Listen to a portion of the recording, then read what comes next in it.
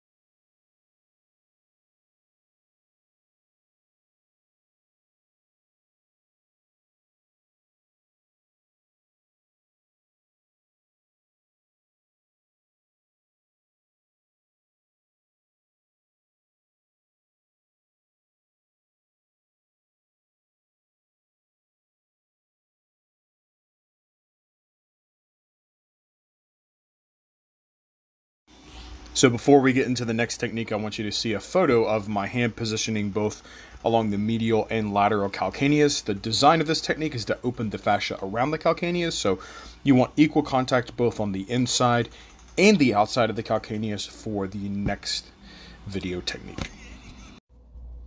For this technique, we are working the fascia in 3 lines. The first you see there along the horizontal line of the heel, this one from the malleolus, and last from the Achilles down, with the idea that sometimes the calcaneus gets jammed up into the tarsal bed. We want to use our tool to release the calcaneus from the ankle itself, giving space in the posterior portion of the ankle, more heel to stand on, better transition from leg into the arches, and generally there are certain postures where this particular strategy is most advantageous. So here I'm just working that 3rd line down towards the base of the heel, freeing up the calcaneus in 3 lines.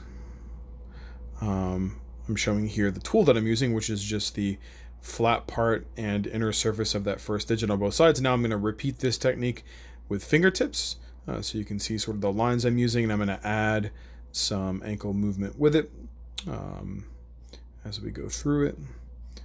And Reagan, I'm actually asking him to do the motion with me, so he's adding dorsiflexion. There's line 1 all the way back to the back of the heel, and then we have line 2.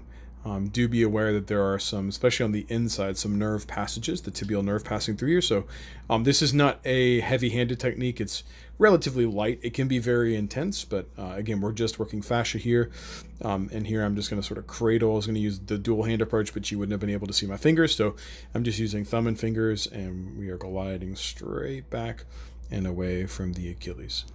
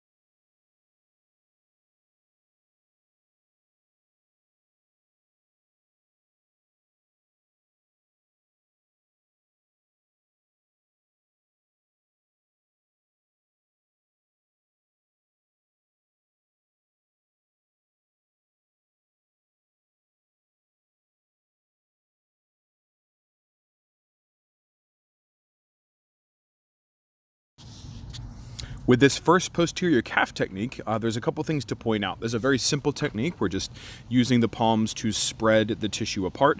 I am mostly focusing on the superficial fascia here, the areolar layer, trying to get it to spread and soften to get access to the deeper tissues, but also going ahead and accessing what is generally one of my first goals, which is to separate the heads of gastroc, something that we will do specifically in a later technique, but you can move multiple directions with calves, as we'll do in the next one, the next technique, but this is a great way to start. Bring some warmth in the area and just generally prepare the posterior leg for deeper work.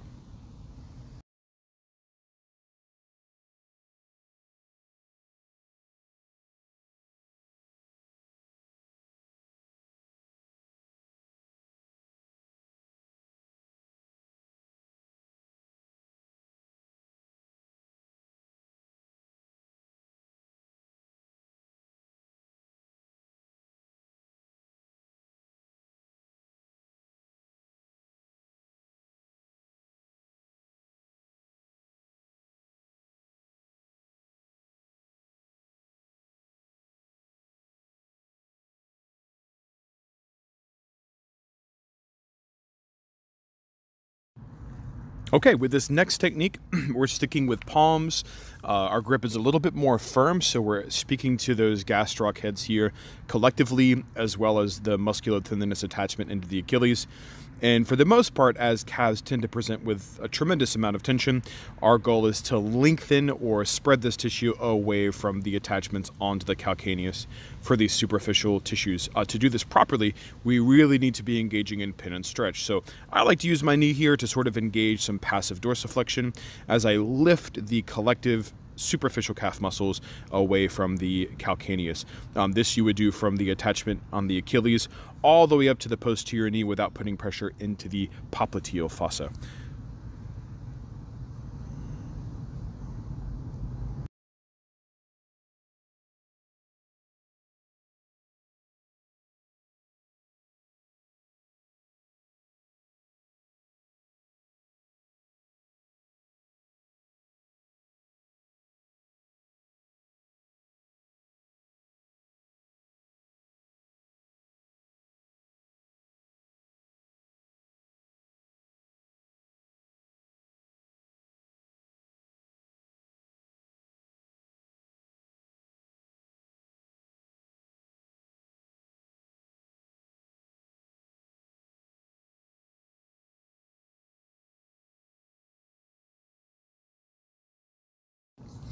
So as you move forward in the program, you'll start to learn that as your sense of anatomy gets better, you'll start to sort of envision how certain muscular structures might stick to adjacent structures, that being other muscles or bones or whatever's in the region. So here you see me going with my contact, this being the thenar eminence and thumb, right in between the gastroc bellies, and I am spreading the medial gastroc away from the lateral gastroc. Now I'm spreading lateral away from medial, and I'm utilizing the heel as a crank to rotate in a way that would move the tissues against my pressure. So I'm spreading lateral and I'm rotating medial, and that is allowing a pin and stretch effect to begin to spread this tissue away from the midline. Now this is a slightly difficult one to get, but just imagine when your contact is spreading either medial or lateral, depending on which head you're targeting, the rotation at the calcaneus needs to be felt as a stretching sensation.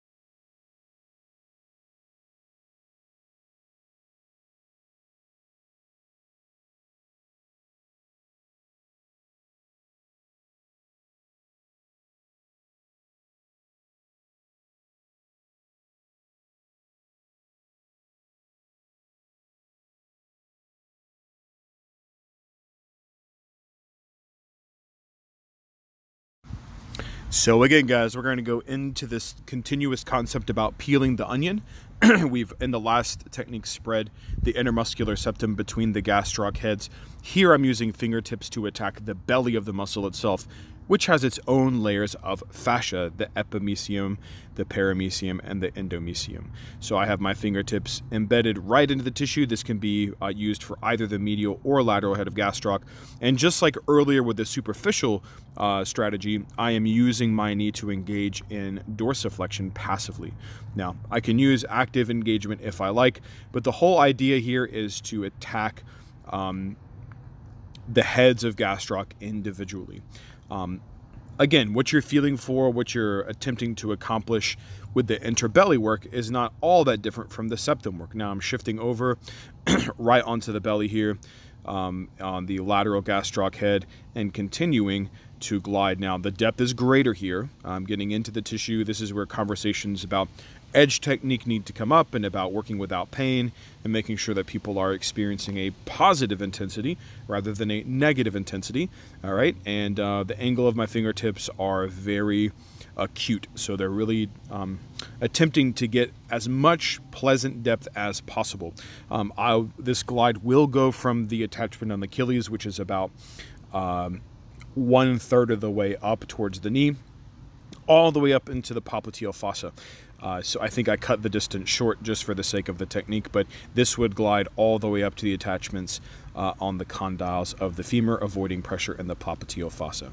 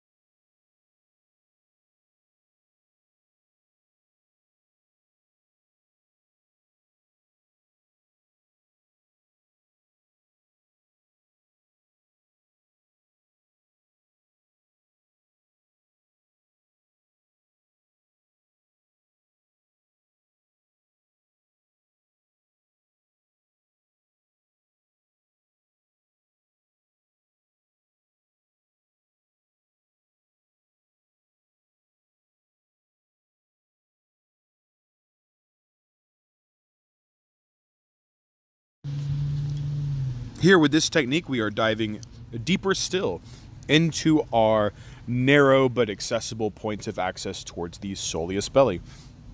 Going back to the anatomy, the gastrocnemius sits superficial to the soleus. The soleus is that next level down, and we can access it in between the gastroc heads, as you can see here with my contact, right into the belly of that soleus here. Now, this is one of two possible contact entry points for this tissue.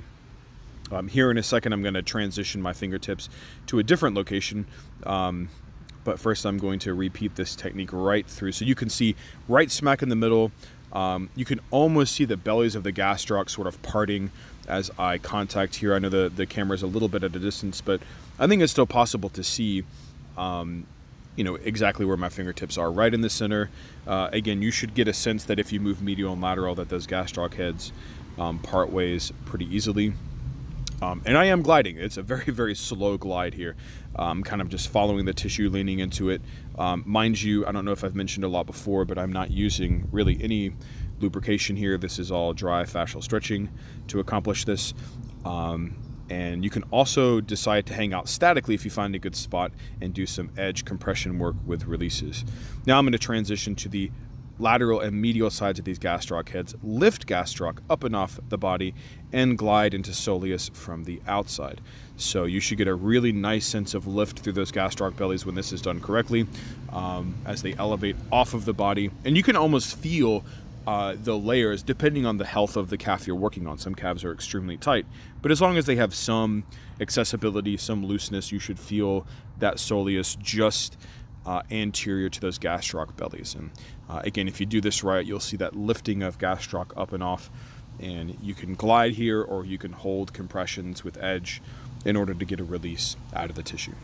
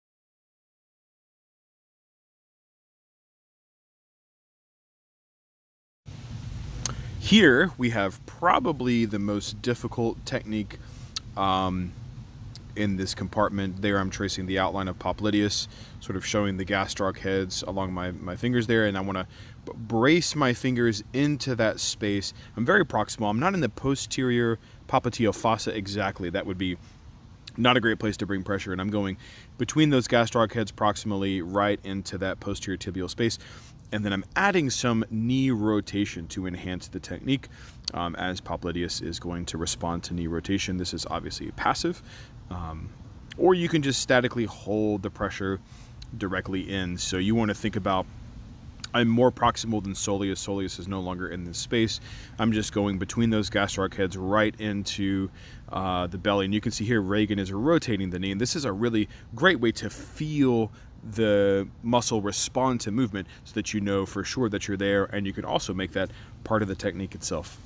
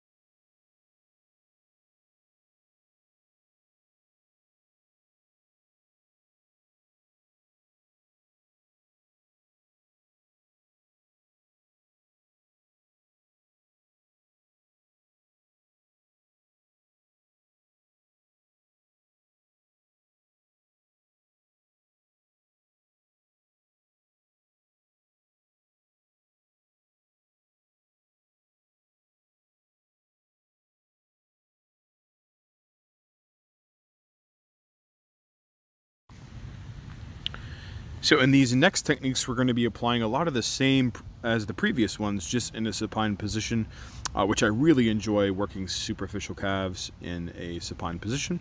Here I am peeling soleus and gastroc away from the tibia and fibular shaft. It's a really great way to ease if you ever get a calf on your table that just feels super dense, or extremely tight, like you just can't seem to make headway. This is a really great way, as gravity sort of, as you can see, just lends the muscles off of the bones of the lower leg. So this is great. So I started with palms, now I'm working with knuckles, which is going to be a little bit more precise, a little bit more intense, depending on your client's needs, or how much pressure they can handle. One of those two tools is a really great way to start introducing some peel away from the lower leg of these superficial calves.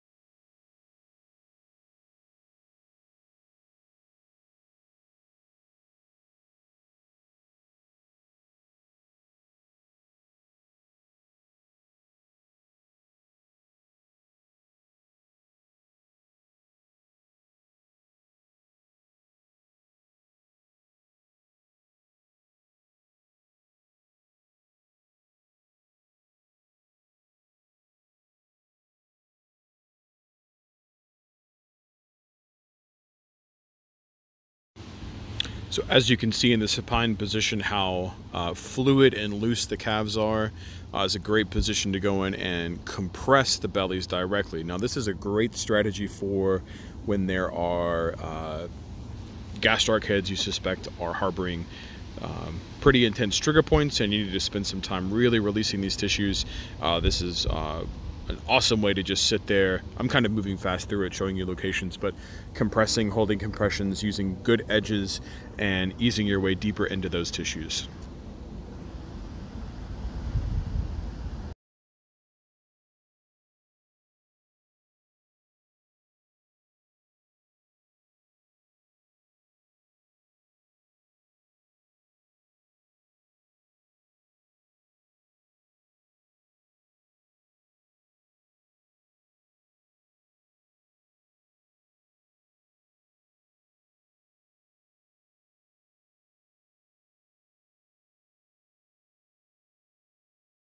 So here I'm applying the same pincer compressions to the medial head of gastroc. Each of these spots I'm going to move through pretty quickly just for location purposes, but obviously you could spend a generous amount of time in each spot doing multiple edges and getting as much depth and release as possible along this head of gastrocnemius.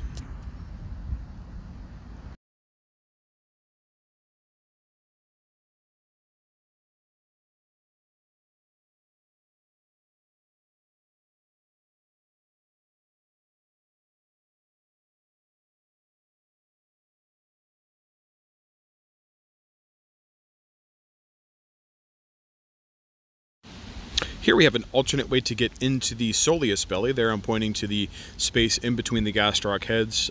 We did this technically in the prone position, but here I have some great leverage to just lean in. I'm curling my fingertips deep in between the gastroc bellies and leaning back. You'll see me leaning back with my body and really getting some nice pressure. You can even kind of see Reagan's hip joint sort of displaced towards me as the pressure is definitely quite generous here. It's a great way to start.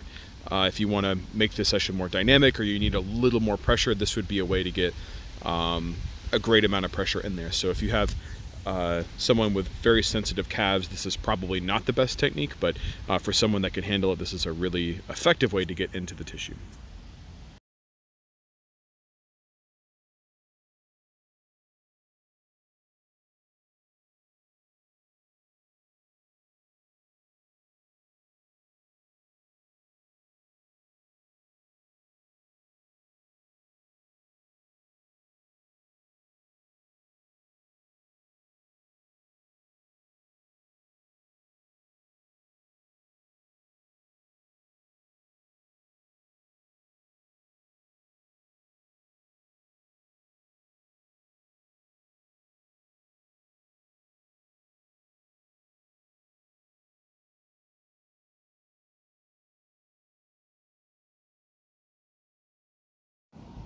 All right, here we have just an alternate option for Popliteus plantaris. I am taking my thumb from in between the gastroc heads in towards that posterior tibial attachment. And my elbow is down next to his glute tissue, which just gives me good leverage. I can have him lift his foot and do rotation from here. So essentially this is the same technique. I find this one to be much easier on my body, but again, much more intense for the client. So just depends on your needs and their needs together.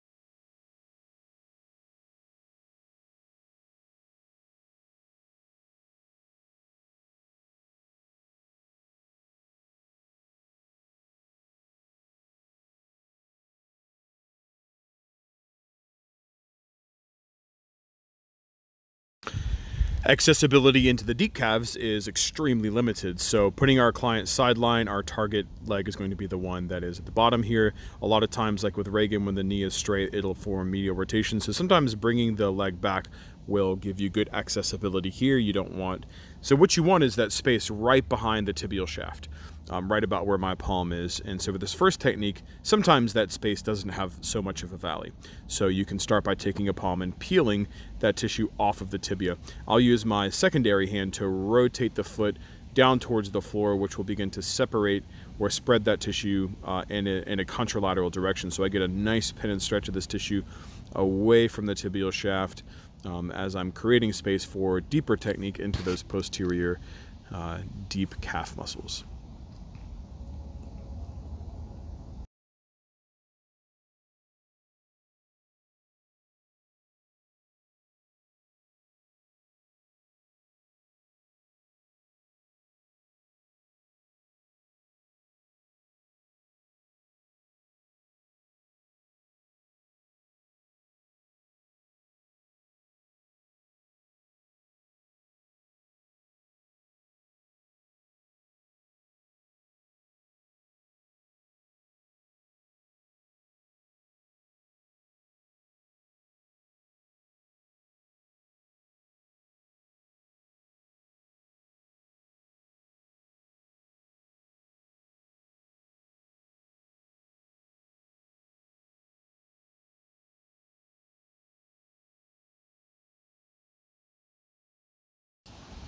Once I've created ample space and there's a nice valley behind that tibia, as you can see here, as I push my finger into that space, you can see a nice valley forming there. That's ideal. I can take fingertips in and begin to glide in that posterior tibial space as I'm primarily connecting flexor digitorum longus here with enough depth I might be able to get to tibialis posterior and the other deep calf structures, but primarily I'm at least getting to that one, but with stacking I might be able to get more. This is technically a technique that encompasses the whole posterior calf, and this again is the best space we have to get in and treat these muscles. My glide is from the heel up towards the posterior knee. It's nice and slow as I begin to also use my leg to engage dorsiflexion to add a little bit of a pin and stretch effect in these tissues. But again, that's a call you have to make if you think they can handle that. A lot of times just the slow glide is enough pressure for them. This is a highly sensitive area. The saphenous nerve also sits back here, so there is some neurology, nothing to worry about, but take it slow and make sure that you're working with your client's edge with this.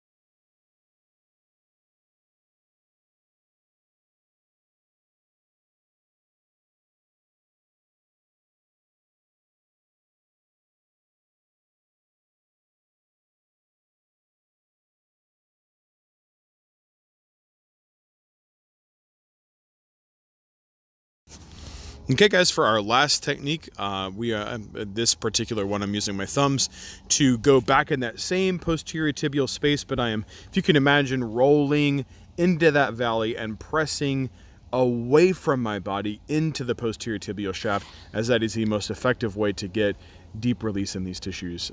This is, again, probably the most intense technique of the posterior calf region.